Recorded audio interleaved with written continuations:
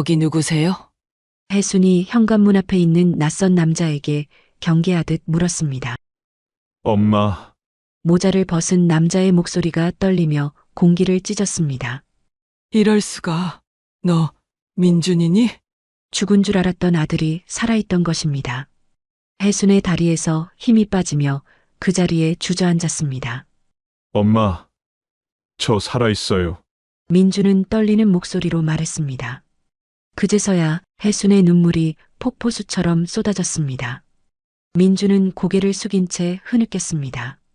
죽은 줄 알았던 아들의 충격적인 귀환, 과연 민준에게 무슨 일이 있었던 걸까요?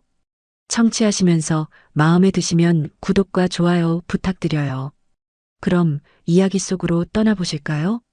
혜수는 일요일 아침 햇살을 받으며 부엌에서 미리 준비해둔 김밥을 도시락통에 넣고 있었습니다. 아침 일찍부터 부산스럽게 움직이는 아들 민준의 발소리가 들렸어요.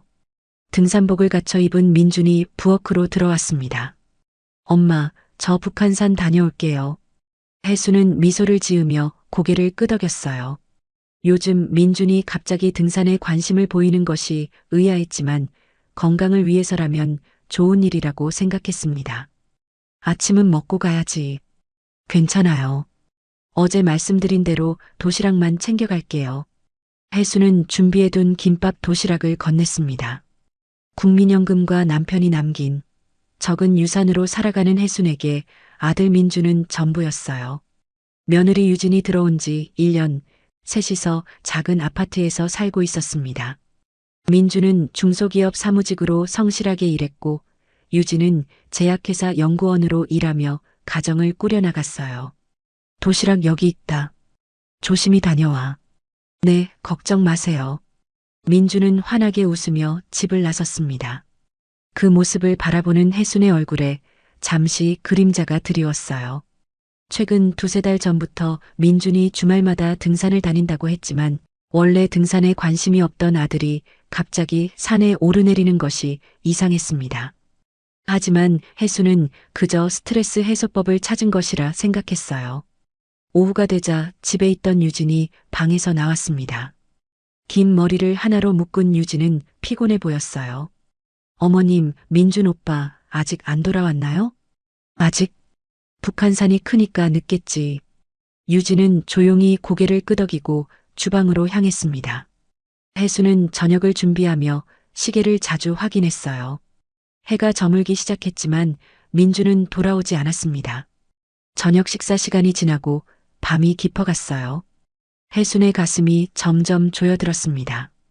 유진도 안절부절 못하며 민준의 휴대폰으로 전화를 걸었지만 연결되지 않았어요. 이상해요. 오빠가 이렇게 연락도 없이 늦은 적이 없는데. 혜수는 창가에 서서 어두운 밤거리를 바라보았습니다. 갑자기 울리는 전화벨 소리에 두 사람은 흠칫 놀랐어요. 유진이 서둘러 전화를 받았습니다. 네, 지금 어디라고요? 유진의 얼굴이 하얗게 변했어요. 전화를 끄는 유진의 눈에서 눈물이 흘러내렸습니다. 어머님, 경찰서에서 연락이 왔어요. 북한산에서 시신이 발견됐대요. 혜순의 온몸에 전율이 흘렀습니다. 순간 마음이 움츠러들었어요. 그러나 혜순은 흔들리는 마음을 다잡았습니다.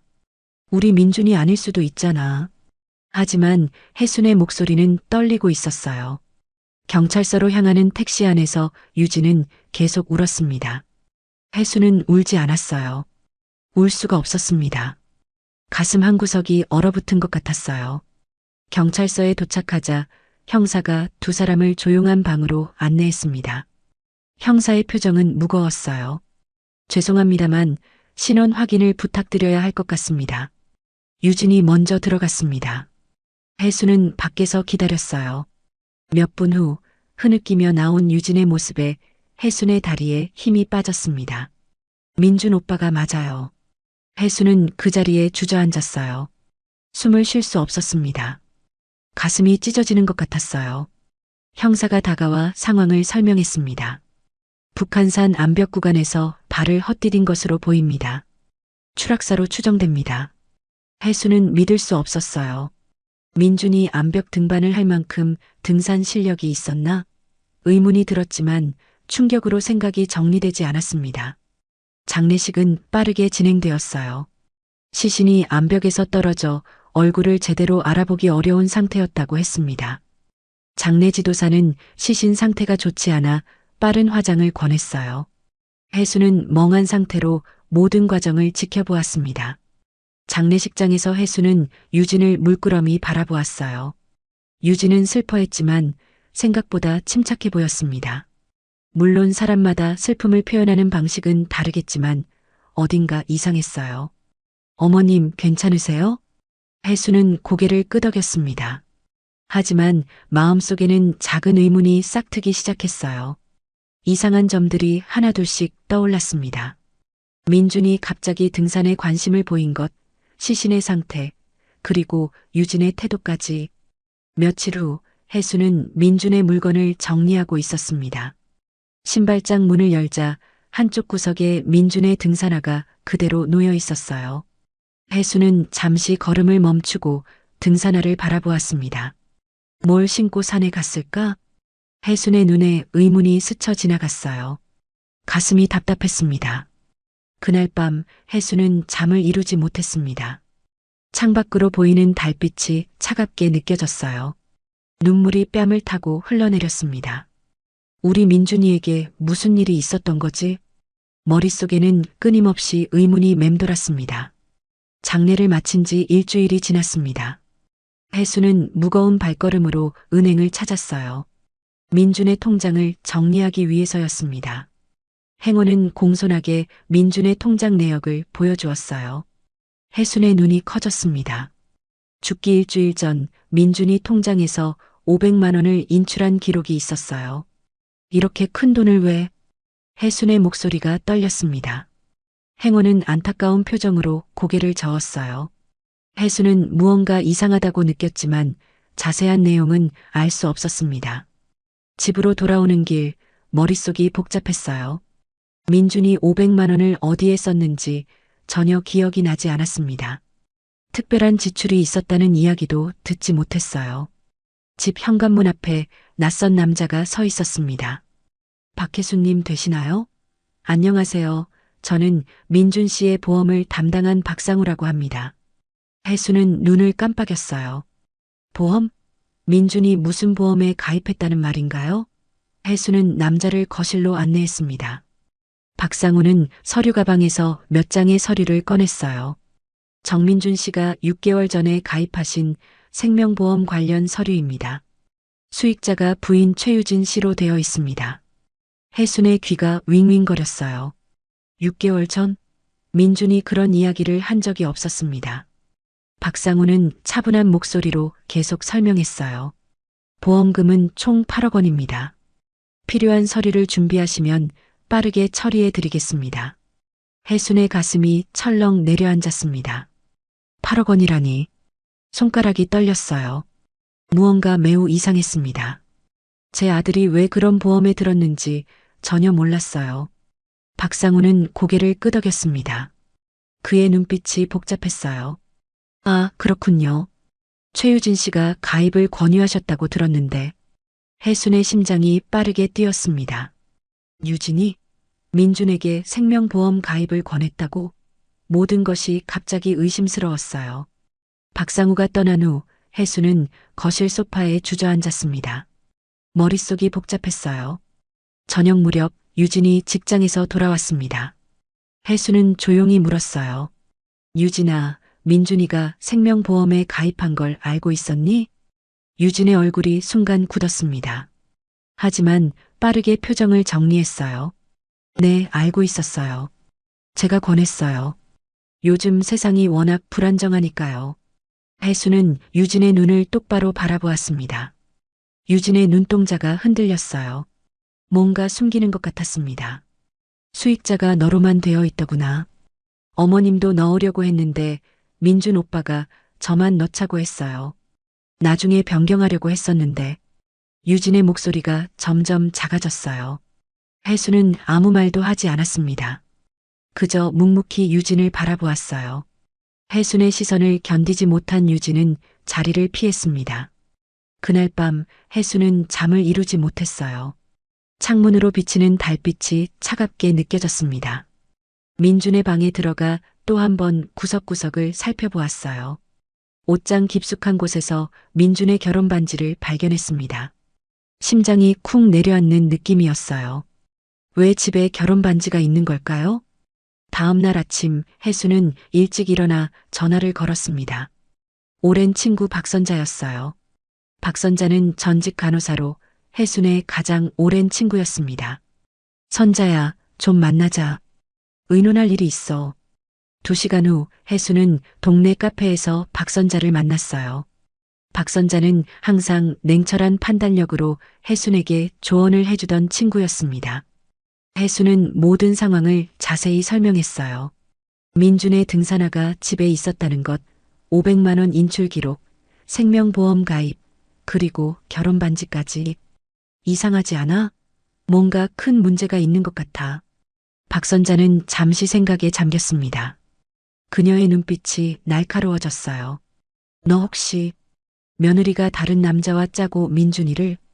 혜수는 숨이 막혔습니다. 그 생각은 머릿속에 맴돌았지만 감히 말로 꺼내지 못했던 의심이었어요. 박선자가 그 생각을 말로 표현하자 현실이 된 것 같았습니다. 내가 아는 변호사가 있어. 노연수라고. 보험 사기 전문이야. 한번 상담해 볼래? 혜수는 천천히 고개를 끄덕였어요. 가슴이 무거웠습니다. 아들을 잃은 슬픔도 크지만 이제는 의심이라는 또 다른 짐을 짊어지게 되었어요. 다음 날 혜수는 노연수 변호사 사무실을 찾았습니다. 노연수는 차분하게 혜순의 이야기를 들었어요. 그의 표정은 진지했습니다. 보험 사기의 가능성이 있습니다. 하지만 증거가 필요해요. 혜순의 손이 떨렸습니다. 증거라니. 어떻게 찾아야 할지 막막했어요. 어떻게 하면 될까요? 일단 며느리의 행동을 관찰하세요. 특히 다른 남자와 만나는지 주의 깊게 보세요. 혜수는 집으로 돌아오는 내내 생각했습니다. 정말 유진이 그럴 사람일까? 함께 살면서 느꼈던 유진의 모습은 성실하고 착했어요. 하지만 최근 유진의 행동에서 이상한 점들이 떠올랐습니다. 얼마 전부터 유진의 어머니 강은숙이 자주 집에 오기 시작했어요. 강은숙은 항상 유진에게 속삭이듯 이야기했습니다. 젊은 부부가 시어머니와 함께 사는 게 불편할 텐데 이제 따로 살림 차려야지. 혜수는 그 말이 가슴에 콕 박혔어요. 유진이 자신을 불편해하는 걸까? 아니면 더 깊은 이유가 있는 걸까? 며칠 후 혜수는 민준의 직장 동료 이준호를 만났습니다. 이준호는 민준과 가장 친했던 동료였어요. 민준이 형이 최근에 등산 장비 사면서 돈 걱정을 많이 했어요. 뭔가 고민이 많아 보였습니다. 혜수는 이준호의 말에 의아했어요. 등산 장비를 샀다고? 그런데 왜 그 장비들은 집에 그대로 있는 걸까요? 민준이 무엇을 감추고 있었던 걸까요? 혜수는 차츰 유진에 대한 의심이 커져갔습니다. 유진이 퇴근 후 만나는 사람들, 전화 통화, 모든 것이 의심스러웠어요. 평생 아들을 키우며 사람들을 관찰해온 경험으로 혜수는 유진의 행동이 수상하다고 판단했습니다. 저녁 식사 후 유진은 외출했어요.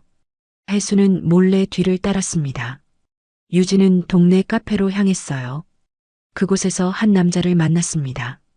혜순의 심장이 빠르게 뛰었어요. 그 남자는 바로 보험 설계사 박상우였습니다. 역시 혜순은 입술을 깨물었어요. 의심이 확신으로 바뀌는 순간이었습니다. 유진과 박상우가 무슨 관계인지, 민준의 죽음과 어떤 연관이 있는지 반드시 밝혀내야 했어요. 혜수는 단단히 마음을 먹었습니다. 아들의 억울한 죽음을 풀기 위해서라면 무슨 일이든 할 준비가 되어 있었어요. 혜수는 이른 아침부터 눈을 떴습니다. 밤새 뒤척이며 잠을 이루지 못했어요. 유진과 박상우의 만남을 목격한 후 마음속 의심은 더욱 깊어졌습니다. 창문으로 들어오는 희미한 새벽빛이 침대 위에 드리웠어요. 혜수는 천천히 몸을 일으켰습니다. 오늘은 꼭 더 많은 단서를 찾아야 해. 혜수는 거울 앞에 서서 자신의 모습을 바라보았어요. 65년의 세월이 고스란히 담긴 얼굴이었습니다. 한평생 남편과 아들을 위해 살아온 평범한 주부였어요. 하지만 이제는 직접 나서서 진실을 찾아야 했습니다. 아들의 죽음에 숨겨진 비밀을 위해서 혜수는 민준의 친구들을 만나기로 결심했어요. 박선자에게 전화를 걸었습니다. 선자야, 오늘 시간 있니? 민준이 친구들을 좀 만나봐야 할 것 같아. 박선자는 즉시 도움을 주겠다고 했어요. 두 사람은 민준이 자주 다니던 헬스장으로 향했습니다. 그곳에서 민준과 가깝게 지냈던 친구 한 명을 만날 수 있었어요.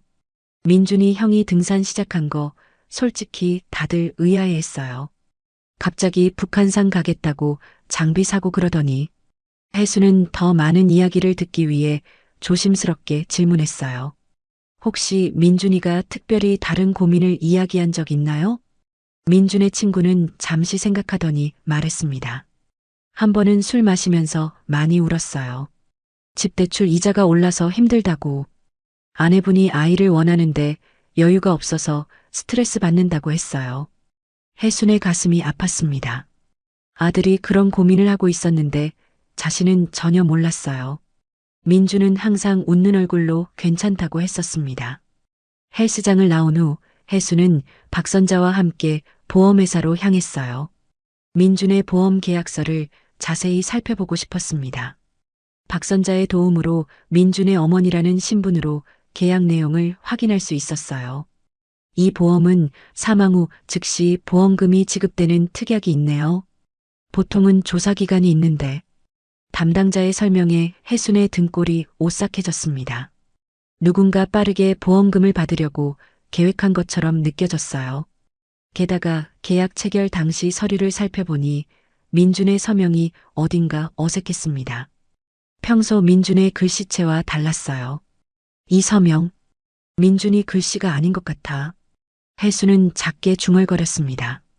담당자는 듣지 못했어요. 혜수는 서류 사본을 요청했지만 개인정보 보호를 이유로 거절당했습니다. 하지만 이미 중요한 정보를 확인했어요. 서명이 위조되었을 가능성이 있었습니다. 오후가 되자 혜수는 좀 더 과감한 행동을 결심했어요. 유진이 퇴근한 후 다시 박상우를 만날 것이라고 예상했지만 직접 미행하다가는 들킬 위험이 있었습니다. 선자야, 부탁 좀 할게. 내가 직접 가면 며느리가 알아볼 테니 내가 좀 따라가 줄래? 박선자는 고민 없이 고개를 끄덕였어요. 그래, 내가 한번 따라가 볼게. 뭔가 이상한 점이 있으면 바로 연락할게. 혜수는 유진의 회사 주소와 퇴근 시간을 알려주었습니다. 박선자는 유진을 미행하기 위해 출발했어요. 혜수는 집에서 초조하게 연락을 기다렸습니다. 2시간 후 박선자에게서 전화가 왔어요. 혜수나, 너희 며느리 강남에 있는 카페에서 남자를 만나고 있어. 아까 보험회사에서 만났던 그 설계사 맞아. 혜순의 심장이 빠르게 뛰었습니다. 대화 내용은 들을 수 있어? 가까이 가서 들어볼게. 잠시만. 몇 분 후 박선자가 다시 전화로 속삭였어요. 그 남자가 이제 거의 다 끝나가니까 조금만 더 참으라고 했어. 혜순의 몸이 굳었어요. 순간 온몸에 소름이 돋았습니다. 또 뭐라고 했어? 남자가 곧 모든 게 끝날 거고 보험금만 나오면 새 출발이라는 말도 했어. 혜수는 몸을 떨었습니다. 보험금만 나오면 새 출발이라는 말이 무슨 의미일까요? 온갖 생각이 머릿속을 스쳐 지나갔어요. 혜수는 결심했습니다. 내일 아침 경찰서에 가서 모든 의심스러운 정황을 이야기하기로 했어요. 증거가 부족할지도 모르지만 경찰이 수사를 시작하면 진실이 밝혀질 것이라 믿었습니다. 저녁 시간 유진이 귀가했어요. 평소와 다름없이 행동했습니다. 하지만 혜순의 눈에는 모든 것이 가식적으로 보였어요. 자신의 방으로 돌아온 혜순은 생각에 잠겼어요. 계속 의심만 하던 것과 달리 이제 진실이 조금씩 드러나고 있었습니다. 하지만 여전히 이해할 수 없는 부분이 있었어요. 유진과 박상우는 무슨 계획을 진행하고 있는 걸까? 그리고 그 계획과 민준의 죽음은 어떤 관계가 있는 걸까? 혜수는 경찰에 신고하기 전에 좀 더 확실한 증거를 찾아야 한다고 생각했어요. 만약 정말 보험 사기라면 법적으로 처벌받을 만한 증거가 필요했습니다. 그날 밤 혜수는 잠을 이루지 못했어요. 창문 밖으로 보이는 달빛이 차가웠습니다. 머릿속에는 온갖 생각이 교차했어요. 아들의 죽음이 보험금을 위한 계획이었다면 그것은 누구의 계획이었을까? 민준아, 이 일의 진실을 꼭 밝혀줄게. 혜수는 작게 중얼거렸어요. 눈물이 뺨을 타고 흘러내렸습니다. 잠시 후 혜수는 침대에 누웠지만 잠은 오지 않았어요. 내일 일어날 일들을 생각하며 밤을 지새웠습니다. 아들의 억울한 죽음에 얽힌 비밀을 밝히는 일이 아무리 고통스럽더라도 민준을 위해 꼭 해내야 했습니다. 혜수는 새벽부터 일어나 준비를 마쳤습니다. 오늘은 경찰서에 가서 모든 정황을 이야기하기로 결심한 날이었어요. 박선자에게 전화해 함께 가자고 했지만 박선자는 갑작스러운 일이 생겨 미안하다며 오후에나 만날 수 있다고 했습니다.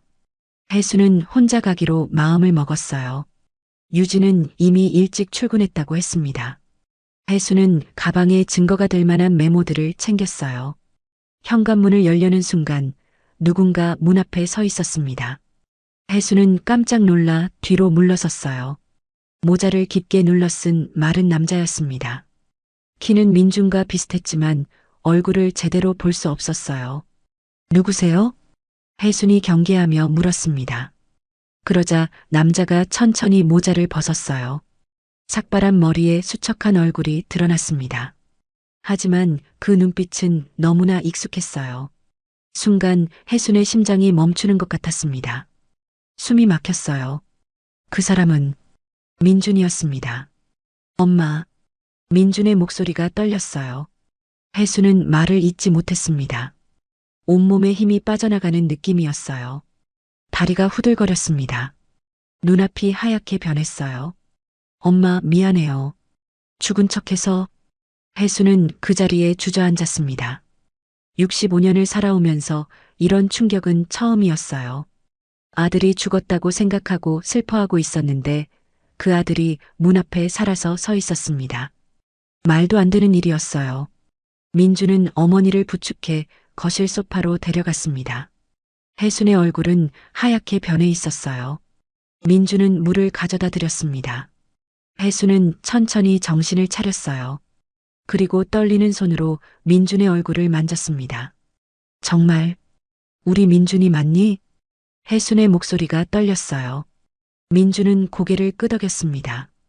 눈물이 그의 수척한 얼굴을 타고 흘러내렸어요. 네, 엄마. 저예요. 정말 죄송해요. 혜수는 갑자기 민준의 어깨를 밀쳤습니다. 분노가 치밀어 올랐어요. 이게 무슨 짓이야? 내가 얼마나 슬퍼했는지 알아? 네가 죽었다고 생각하고 얼마나 괴로웠는지 알기나 해? 혜순의 눈에서 눈물이 쏟아졌습니다. 그것은 슬픔의 눈물이 아니라 분노와 배신감의 눈물이었어요. 민주는 그저 고개를 숙이고 있었습니다. 설명해봐. 도대체 무슨 일이 있었던 거야? 민주는 깊게 한숨을 내쉬었어요. 그의 어깨가 축 처져 있었습니다. 저 보험금을 타려고 했어요. 혜순의 눈이 커졌습니다. 아들의 입에서 직접 그 말을 듣자 가슴이 찢어지는 것 같았어요. 보험금? 그런 짓을 왜? 민주는 고개를 들고 어머니의 눈을 똑바로 바라보았습니다. 그의 눈에는 절박함이 가득했어요. 매달 250만 원으로 전세이자 100만 원, 어머니 용돈 50만 원, 생활비 내고 나면 아무것도 못해요. 미래가 보이지 않았어요. 혜수는 가슴이 아팠습니다. 민준이 그런 경제적 어려움을 겪고 있었다는 것을 전혀 몰랐어요. 늘 웃으며 괜찮다고 했었는데 그래도 이런 방법으로 사람이 어떻게. 유진이는 인턴이라 언제 잘릴지 모르고 아이 가지자고 하는데 경제적으로 불가능했어요. 너무 막막했어요, 어머니. 민준의 목소리가 떨렸어요. 혜수는 혼란스러웠습니다. 그동안 유진을 의심했는데 오히려 아들이 주도한 일이었다니. 그럼 시신은? 누구의? 아무도 찾지 않는 시신이었어요. 도연이라는 사설 탐정이 병원에서 구했대요. 저와 체격이 비슷한 사람으로. 혜수는 경악했어요. 상상조차 할 수 없는 일이었습니다. 민주는 계속해서 설명했어요. 500만 원은 사설 탐정에게 준 돈이에요. 시신 구하고 신분 바꾸는 비용이라고 했어요. 혜수는 몸을 떨었습니다. 자신의 아들이 그런 끔찍한 범죄에 연루되었다는 사실이 믿기지 않았어요. 그 돈도 유진이 적금 깨서 마련한 거예요. 정말 미안해요. 민준의 말에 혜수는 놀랐습니다. 유진이 적금을 깼다고? 그동안 유진을 얼마나 오해했던가요? 혜순의 마음이 무거워졌어요. 누가 이런 계획을 세운 거니? 민주는 잠시 망설이다 입을 열었습니다. 처음에는 제가 대학 선배 박상우에게 고민을 털어놨어요. 그런데 그 선배가 실제로 죽지 않는 방법을 제안했어요. 혜수는 고개를 저었어요. 박상우, 보험 설계사였던 그 사람이 이 모든 일의 시작이었군. 상우 형이 처음엔 제 경제적 어려움에 공감하는 척했어요. 그러다가 보험 사기를 제안했죠. 8억 보험금 중에서 1억은 자기가 갖는다는 조건이었어요. 혜수는 충격을 받았어요. 자기 이익을 위해 어려운 처지의 민준을 이용한 것이었습니다. 상우 형이 등산 사고로 위장하면 의심받지 않는다며 북한산 등산을 시작하게 했어요. 그리고 사설 탐정 임도연을 소개해줬고요. 민주는 모든 것을 털어놓았습니다. 혜수는 충격에 빠졌어요. 아들이 죽었다는 슬픔도 컸지만 아들이 그런 사기를 친 범죄자라는 사실은 더 큰 충격이었습니다. 유진이는 알고 있었니? 민주는 고개를 끄덕였어요. 처음엔 절대 반대했어요. 하지만 제가 계속 설득했죠. 결국 마지못해 동참했어요. 혜수는 혼란스러웠습니다. 그동안 유진을 의심하고 미워했는데 오히려 유진은 이 계획에 반대했던 사람이었어요. 혜순의 마음이 무거워졌습니다. 그래서 지금까지 어디에 있었던 거니? 임도연이 제공한 은신처예요. 양평에 있는 작은 펜션이었어요. 거기서 보험금이 나올 때까지 기다리기로 했는데 혜수는 양평이라는 단어에 놀랐어요. 유진의 캘린더에서 본 그 장소였습니다. 그런데 왜 갑자기 나타난 거야? 민주는 어깨를 축 늘어뜨렸어요. 더 이상 견딜 수가 없었어요.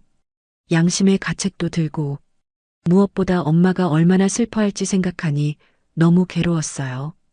혜수는 아들을 바라보았습니다. 화가 나기도 했지만 한편으로는 양심의 가책을 느끼고 돌아온 것이 그나마 다행이라는 생각도 들었어요. 이제 어쩌려고? 민주는 결연한 표정을 지었습니다. 자수하려고요. 변호사도 만나봤어요. 실제 피해가 발생하기 전에 자수하면 처벌이 감경될 수 있대요. 혜수는 깊은 한숨을 내쉬었어요. 너무 많은 일이 한꺼번에 일어났습니다. 아들이 살아있다는 기쁨과 그가 범죄자가 되었다는 슬픔이 복잡하게 얽혔어요. 저 때문에 너무 고생하셨죠? 정말 죄송해요. 민준의 눈에서 눈물이 흘러내렸습니다. 혜수는 천천히 손을 뻗어 민준의 눈물을 닦아주었어요. 살아있어서 다행이야. 하지만 내가 한 일은 정말 큰 잘못이야. 혜순의 목소리는 단호했지만 그 안에는 아들에 대한 연민도 담겨 있었습니다. 어떤 상황에서도 자식은 자식이니까요. 박상우와 임도연은 어떻게 될까? 민주는 복잡한 표정을 지었습니다. 저도 잘 모르겠어요. 제가 자수하면 그들도 연루될 거예요. 혜수는 고개를 끄덕였습니다. 이제 앞으로 닥칠 어려움을 생각하니 가슴이 무거웠어요. 하지만 적어도 진실은 밝혀졌습니다. 민준이 살아있다는 것, 그리고 이 모든 일의 배후에 있는 사람들도 알게 되었어요. 혜수는 복잡한 심정이었습니다. 유진에 대한 오해를 풀게 되어 다행이면서도 그동안 며느리를 얼마나 의심했는지 생각하니 미안한 마음이 들었어요. 엄마, 정말 후회돼요. 혜수는 아들의 손을 꼭 잡았습니다. 앞으로의 일은 쉽지 않을 것입니다. 하지만 적어도 진실을 바탕으로 시작할 수 있었어요. 함께 이겨내자. 가족이니까. 혜순의 마음은 복잡했지만 한 가지는 확실했습니다. 아무리 잘못을 저질렀더라도 아들은 아들이었어요. 이제 그들은 진실을 바탕으로 새롭게 시작해야 했습니다. 어렵고 고통스러운 길이겠지만 함께라면 이겨낼 수 있을 거라고 믿었어요. 저녁이 되자 현관문 열리는 소리가 들렸습니다. 유진이 돌아온 것이었어요. 혜순과 민주는 거실 소파에 나란히 앉아 있었습니다. 유진은 현관에 들어서자마자 민준을 발견했어요. 그녀의 얼굴이 하얗게 변했습니다. 손에 들고 있던 가방이 바닥에 떨어졌어요. 유진은 그 자리에 얼어붙은 듯 서 있었습니다. 오빠. 유진의 목소리가 떨렸어요.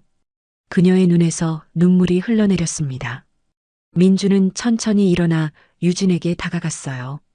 미안해, 유진아. 유진은 민준의 품에 안겼습니다. 한동안 두 사람은 아무 말 없이 서로를 껴안았어요. 혜수는 그 모습을 바라보며 가슴이 아팠습니다.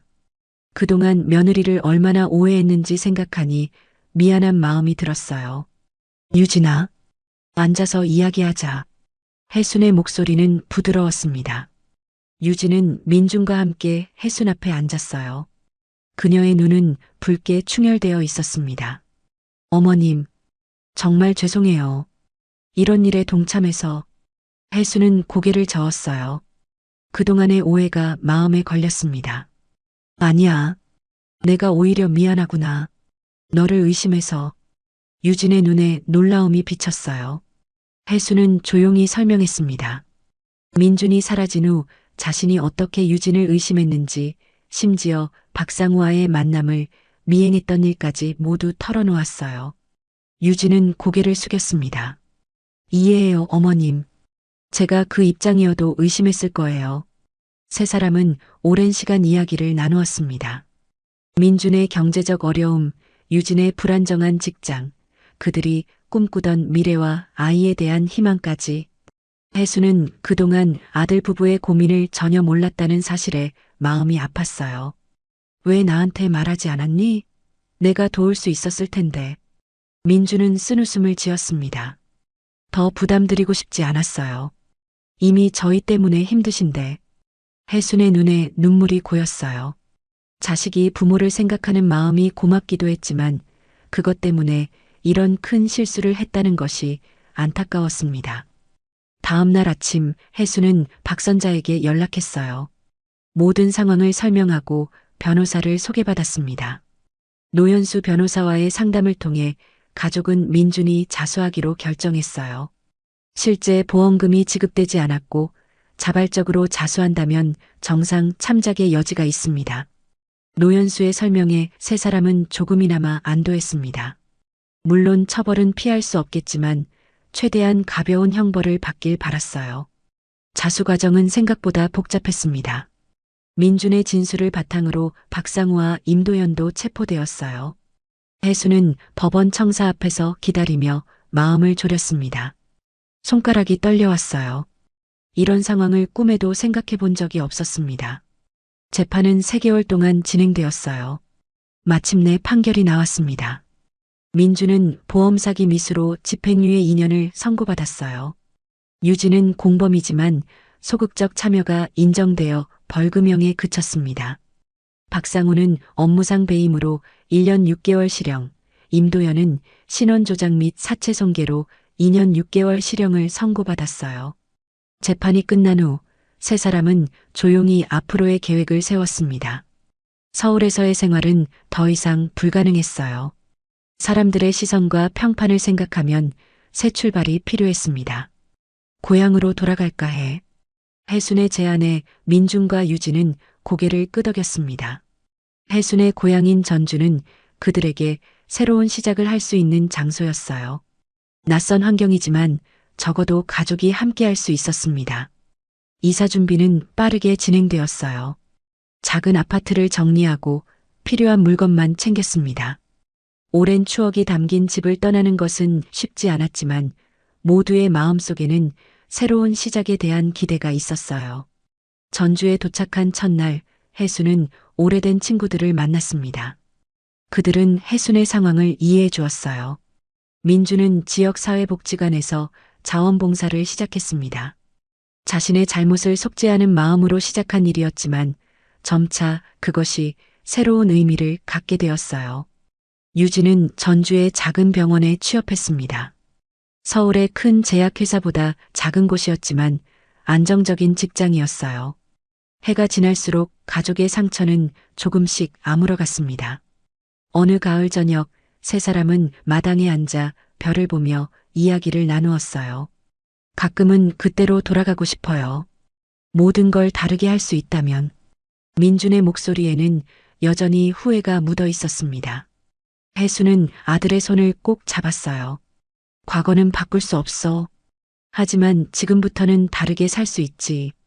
유진은 조용히 고개를 끄덕였습니다.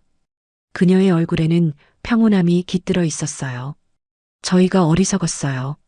돈 때문에 가족의 소중함을 잊었으니까요. 혜수는 깊은 숨을 내쉬었습니다. 그동안 많은 일이 있었지만 결국 가족은 더 단단해졌어요. 경제적 어려움은 여전했지만 이제는 그것을 함께 해결해 나가고 있었습니다. 가족이란 서로 의심하는 게 아니라 어려움을 함께 나누는 거야. 혜순의 말에 민준과 유진은 미소를 지었어요. 밤하늘의 별들이 더욱 밝게 빛나는 것 같았습니다. 지나간 과오는 아프고 힘든 기억으로 남겠지만 그들은 이제 진정한 가족의 의미를 알게 되었어요. 어떤 어려움이 찾아와도 함께 이겨낼 수 있다는 믿음이 생겼습니다. 혜수는 별이 빛나는 하늘을 바라보았어요. 인생의 황혼기에 이런 시련을 겪었지만 그 속에서 새로운 희망을 찾게 되었습니다. 가족의 진정한 의미를 깨달은 것이야말로 이 모든 고통의 끝에서 얻은 가장 소중한 선물이었어요. 오늘의 이야기는 어떠셨나요? 귀중한 시간 함께 해주셔서 감사합니다. 행복 가득 건강한 하루 되세요.